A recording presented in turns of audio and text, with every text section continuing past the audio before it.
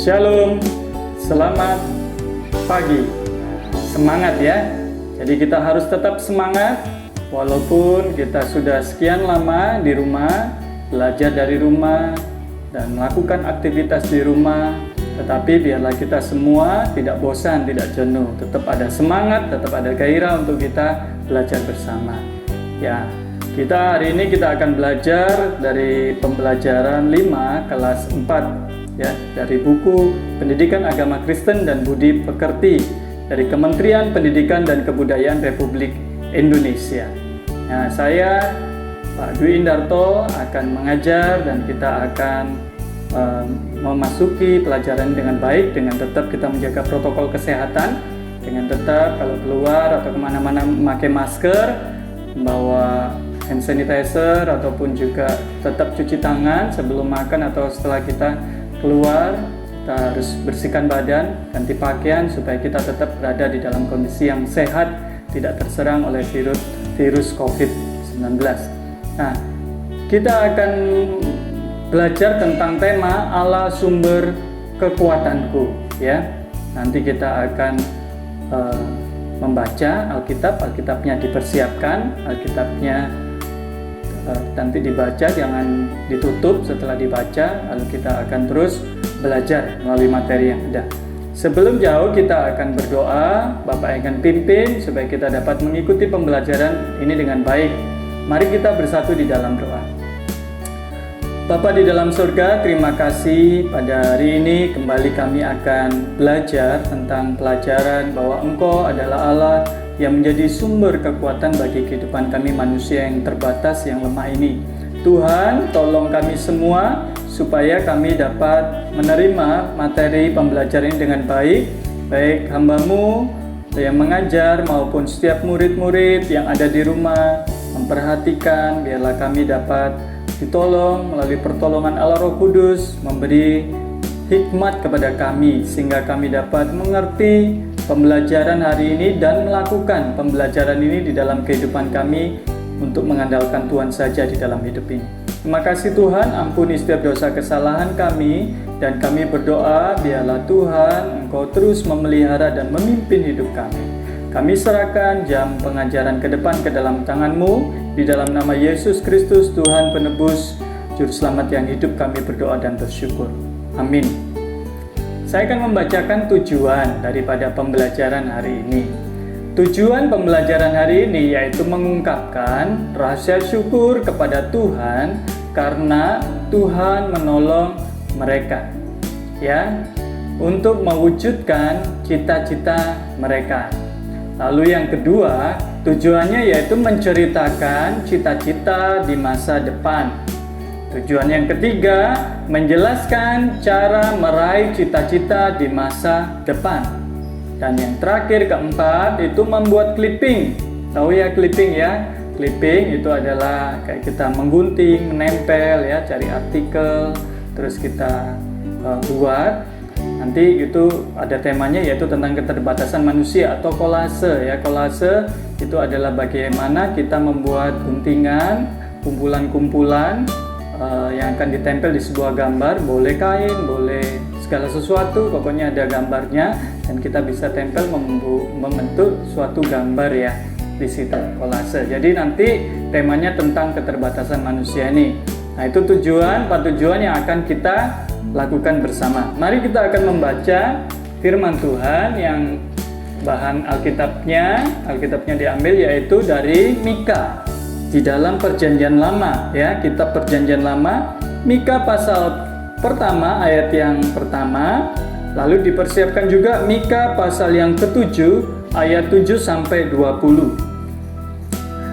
Mika ya, Mika 1 ayat 1 saya akan bacakan. Firman Tuhan yang datang kepada Mika, orang Mesyeret pada zaman Yotam, Ahaz dan Hizkia, raja-raja Yehuda, yakni berkenaan dengan yang dilihatnya tentang Samaria dan Yerusalem. Lalu kita lompat di Mika pasal 7 ayat yang ke-7 sampai 20. Dengan judul perikopnya yaitu pengharapan baru bagi Sion. Mika pasal 7 ayat 7 sampai 20. Tetapi aku ini akan menunggu-nunggu Tuhan, akan mengharapkan Allah yang menyelamatkan aku. Allahku akan mendengarkan aku. Janganlah bersukacita atas aku, hai musuhku. Sekalipun aku jatuh, aku akan bangun pula. Sekalipun aku duduk dalam gelap, Tuhan akan menjadi terangku. Aku akan memikul kemarahan Tuhan, sebab aku telah berdosa kepadanya, sampai Ia memperjuangkan perkaraku dan memberi keadilan kepadaku, membawa aku ke dalam terang sehingga aku mengalami keadilannya. Musuhku akan melihatnya, dan dengan malu ia akan menutupi mukanya. Dia yang berkata kepadaku, "Di mana Tuhan Allahmu?" Mataku akan memandangi dia. Sekarang ia diinjak-injak seperti lumpur di jalan. Akan datang suatu hari bahwa pagar tembokmu akan dibangun kembali. Pada hari itulah perbatasanmu akan diperluas. Pada hari itu orang akan menghadap engkau dari Asyur sampai Mesir, dari Mesir sampai Sungai Efrat, dari laut ke laut, dari gunung ke gunung. Tetapi bumi akan menjadi tandus oleh karena penduduknya, sebagai akibat perbuatan mereka. Ayat 14, doa minta tindakan dan belas kasihan Allah. Gembalakanlah umatmu dengan tongkatmu, kambing domba milikmu sendiri, yang terpencil mendiami rimba di tengah-tengah kebun buah-buahan. Biarlah mereka makan rumput di Basan dan di Gilead, seperti pada zaman dahulu kala, seperti pada waktu engkau keluar dari Mesir. Perlihatkanlah kepada kami keajaiban-keajaiban. Biarlah bangsa-bangsa melihatnya dan merasa malu atas segala keperkasaan mereka. Biarlah mereka menutup mulutnya dengan tangan dan telinganya menjadi tuli. Biarlah mereka menjilat debu seperti ular, seperti binatang menjalar di bumi. Biarlah mereka keluar dengan gemetar dari kubunya dan datang kepada Tuhan Allah kami dengan gentar, dengan takut kepadamu. Siapakah Allah seperti Engkau yang mengampuni dosa dan yang memaafkan pelanggaran dari sisa-sisa miliknya sendiri, yang tidak bertahan dalam murkanya untuk seterusnya, melainkan berkenan kepada kasih setia? Biarlah Ia kembali menyayangi kita, menghapuskan kesalahan-kesalahan kita, dan melemparkan segala dosa kita ke dalam tubir-tubir laut. Kiranya Engkau menunjukkan setiamu kepada Yakub dan kasih-Mu kepada Abraham, seperti yang telah Kau janjikan dengan bersumpah kepada nenek moyang kami sejak zaman purbakala. Sedemikian jauh pembacaan kita dari pembacaan kitab Mika di Perjanjian Lama ini. Nah, untuk pengantar saya akan coba membaca sebuah cerita ya. Ada cerita. Intan adalah salah satu korban bencana banjir yang melanda Jakarta pada bulan Januari 2013. Rumahnya hancur diterjang banjir. Intan juga tidak bisa bersekolah karena sekolahnya juga hancur. Kini ia tinggal di sebuah tenda bersama dengan orang tuanya dan adiknya di lokasi pengungsi itu. Ada banyak juga keluarga yang kehilangan rumah dan sanak keluarga mereka. Setiap pagi Intan duduk bersama teman-temannya di teras sekolah yang dipakai sebagai tempat pengungsian. Mereka membicarakan rumah mereka yang hancur. Mereka bermimpi seandainya rumah mereka bisa berdiri kembali. Tentu mereka bisa tidur dengan nyenyak, tidak berdesakan seperti sekarang ini. Mereka juga bermimpi gedung sekolah mereka dapat segera diperbaiki, sehingga mereka bisa bersekolah kembali. Nah, pertanyaannya, apakah kamu juga mempunyai cerita yang sama atau mirip dengan yang dialami oleh Intan? Nah, anak-anak bisa menceritakannya ya. Ceritakanlah itu di kolom yang sudah disediakan. Nanti kalian kerjakan, lalu kalian kirim ke guru agama kalian masing-masing ya. jawab di situ, ini ada contohnya. Kalau iya, itu jawabannya misalkan desa atau kota saya pernah mengalami banjir, ya kamu ceritakan. Kalau tidak, ya desa atau kota saya tidak pernah banjir. Ya kalian bisa pilih salah satu, seperti itu. Nah, jangan lupa kalian kirimkan tugas itu ya, tugas mandiri ini kepada guru-guru kalian. Apa yang kamu lakukan ya jika Intan adalah temanmu? Ini pertanyaan selanjutnya. Nah, ini ada beberapa jawaban yang bisa menjadi contoh buat kalian. Boleh kalian jawab lebih ya, maksudnya bebas ya. Tidak sama persis seperti ini, boleh ya. Misalkan jawabannya apa? Yaitu 1, memberi donasi berupa uang. Ya, yang kedua, memberi donasi berupa Indomie, beras, gula, minyak, istilahnya makanan pokok ya, bahan pokok di situ dan lain-lain bisa kalian berikan. Yang ketiga, memberikan donasi berupa obat-obatan ya, peralatan medis ya, obat-obatan yang menunjang kesehatan, baik berupa vitamin juga bisa. Yang keempat, memberikan donasi berupa baju layak pakai ya, bukan barang bekas loh ya, tetapi memang yang kita tidak pakai tetapi yang baik ya, atau yang baru bahkan kita berikan kepada korban itu ya, pada Intan ini. Lalu yang terakhir, kelima, mendoakan seluruh korban banjir supaya sabar dan tetap bertahan dalam menghadapi ujian ya. Jangan lupa tetap berdoa, itu juga sangat-sangat penting, mendoakan korban bencana, khususnya bencana banjir seperti Intan ini. Nah, impian Intan dapat juga menjadi impian kita. Setiap orang mungkin punya mimpi tentang masa depannya. Mungkin kamu bermimpi agar anggota keluargamu selalu saling menyayangi. Cita-citamu tercapai, sekolahmu menjadi contoh dalam memelihara lingkungan atau sekitar tempat tinggalmu aman dan damai. Lalu, apa impianmu di masa yang akan datang? Nah, kalian coba renungkan, pikirkan, diingat-ingat, apa impianmu di masa yang akan datang?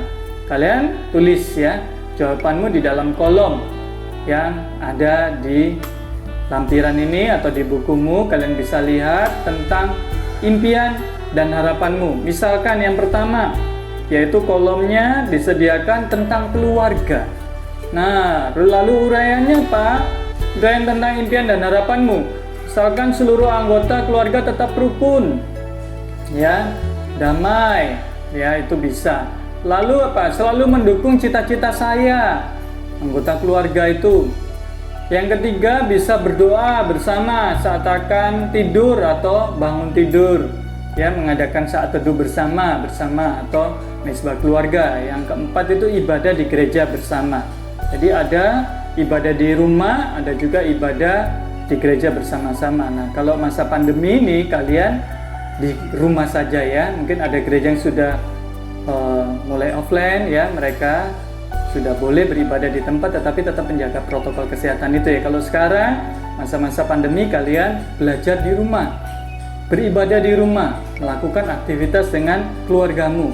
Nah, itu yang kamu mungkin bisa uraikan tentang impian atau harapanmu. Lalu sekolah, nah itu bisa, ini sebagai contoh saja, misalkan berprestasi di kelas, terus bisa lancar bahasa Inggris ya, bahasa Inggris yang kita bahasa asing yang itu menjadi bahasa pokok ke depannya untuk kita bisa semakin mengenal dunia ini dengan baik.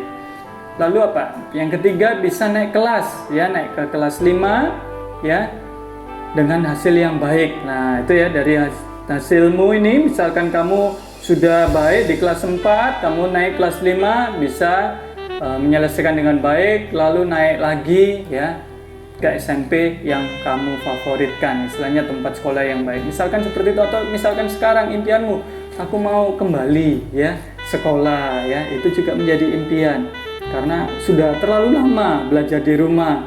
Yaitu bisa kamu doakan juga, bisa kamu tulis, ini menjadi suatu impianmu, berkumpul lagi dengan teman-teman, belajar bersama dengan guru supaya bisa mengikuti pembelajaran dengan baik. Ya, tetap bersyukur di dalam kondisi apapun, tetap bersyukur kepada Tuhan. Kita bisa belajar secara online seperti ini.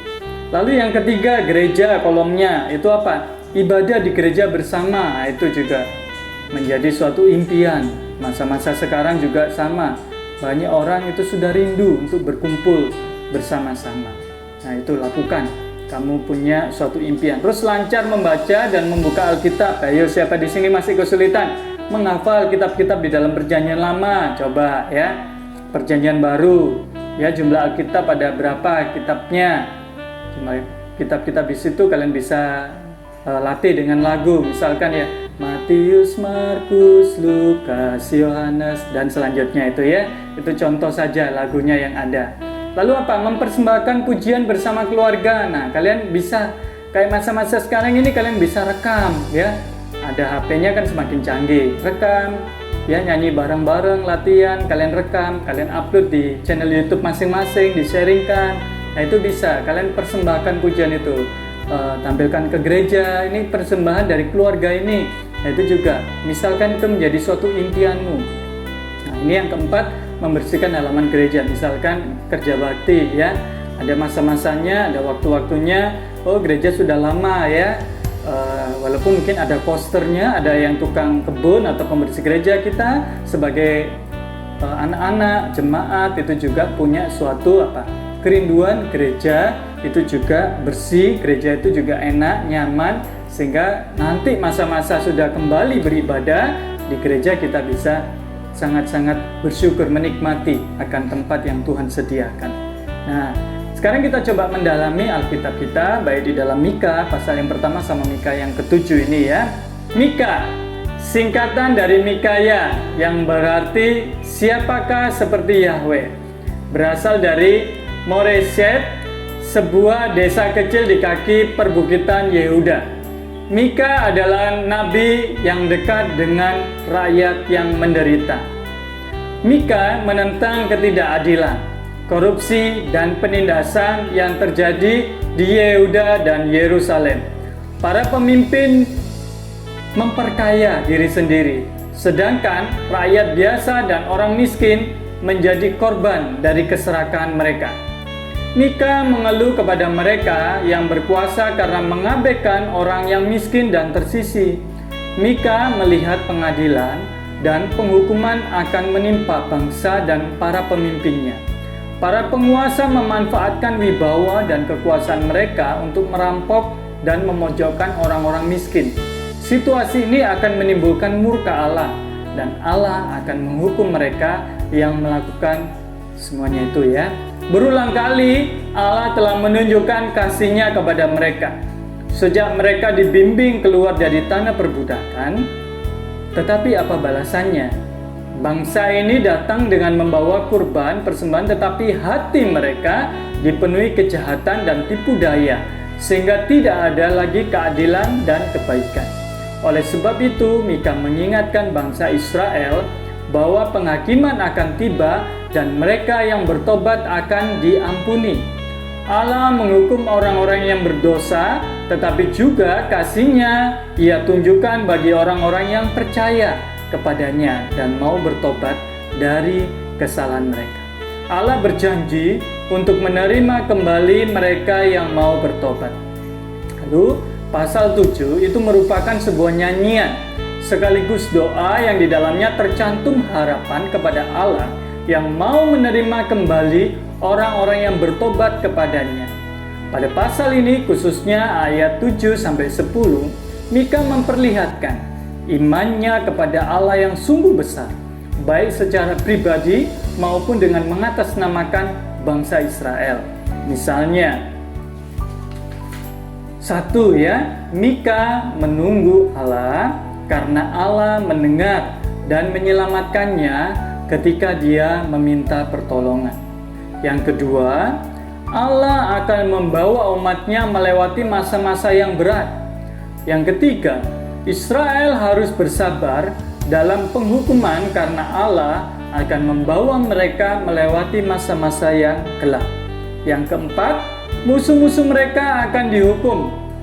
Bagian ini juga memperlihatkan janji dan kemahakuasaan Allah yang akan memulihkan Israel setelah dia menghukum mereka karena dosanya. Hari baru akan tiba, dan pada saat itu kemuliaan Allah akan memenuhi bumi. Mika menyadari bahwa tugasnya sangat berat. Oleh sebab itu, Mika membutuhkan pertolongan Allah karena Allah adalah sumber kekuatannya.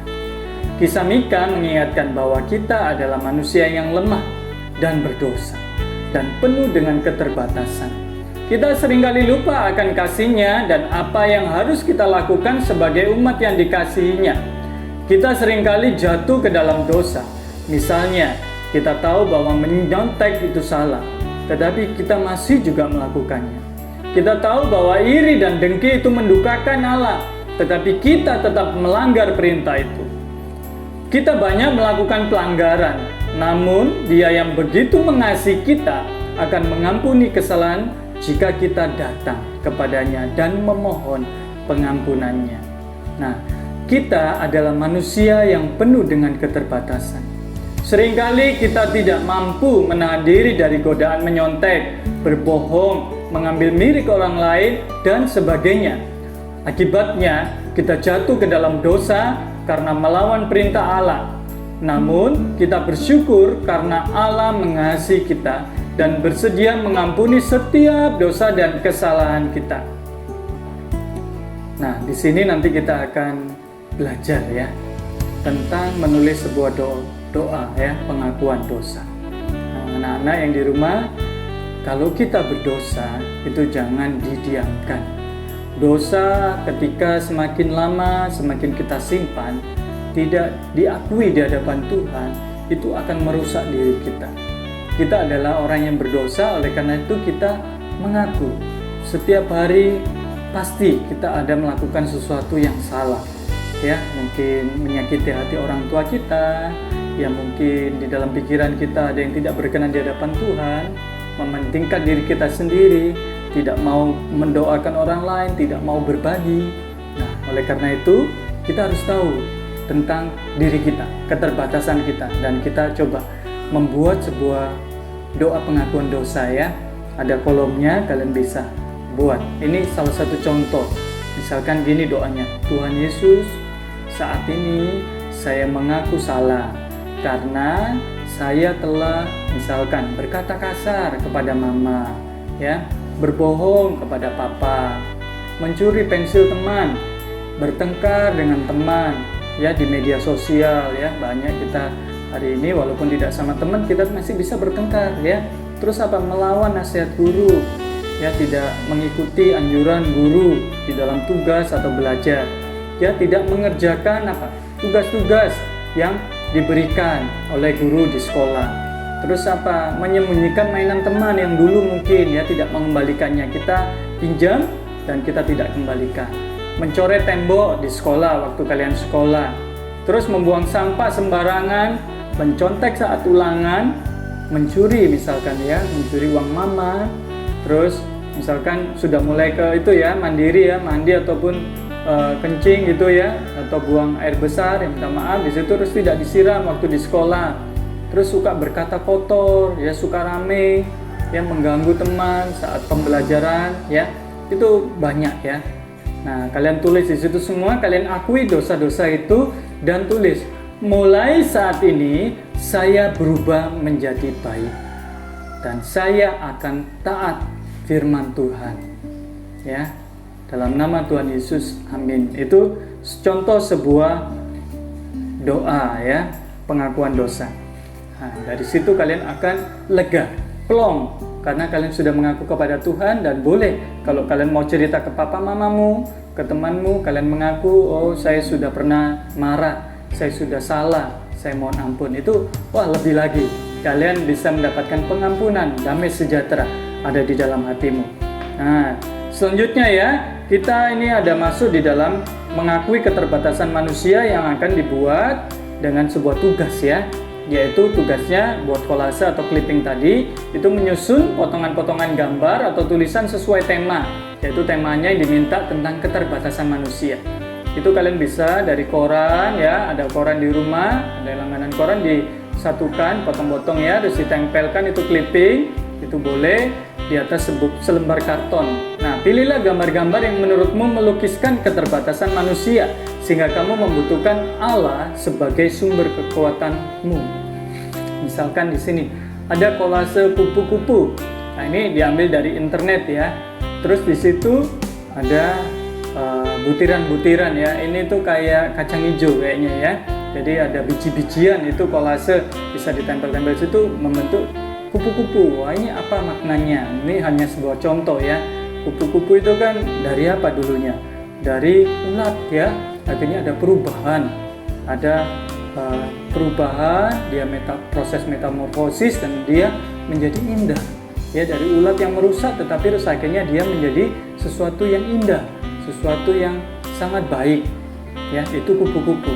Nah, kalau clipping, kalian bisa melihat contoh gambarnya, yaitu sebuah clipping, potongan-potongan berita-berita ataupun juga foto bisa kalian tempelkan. Kalian buat sendiri juga bisa dari kertas ya. Lalu buatlah sebuah gambar atau simbol yang menceritakan keadaan manusia pada saat ini. Ceritakan hasil gambarmu kepada teman di kelasmu. Nah, ini ada contoh ya, gambar simbol misalkan bahagia, happy. Wah, gimana? Senyum kan? Nah, di rumah ini senyum nggak saat ini? Atau cemberut ya? Ya, tidak senang ya dengan pembelajaran saat ini. Wah, itu kalian bisa gambarkan ya tentang apa? Hasil karyamu. Kalian bisa bolehlah pakai simbol-simbol itu. Itu ada di halaman selanjutnya. Kalian lihat tentang gambar hati yang retak. Nah, di situ ya, gambar hati yang retak. Gambar ini menjelaskan perasaan sakit hati seorang yang terluka. Itu ada gambar, ada simbol. Contoh seperti itu ya. Boleh kalian kerjakan. Kalian banyak sekarang fasilitas yang ada. Pergunakan itu dengan baik. Kalau kalian mau bikin animasi ya boleh. Ya, ini melebihi ekspektasi yang diharapkan dari buku ini. Istilahnya kalian bisa menjelaskan dengan baik. Anak-anak sekarang itu sangat-sangat cerdas, sangat-sangat kreatif. Ya, sangat luar biasa di mata Tuhan. Nah, saya akan merangkum ya dari pembelajaran bab yang kelima tentang Allah sumber kekuatanku.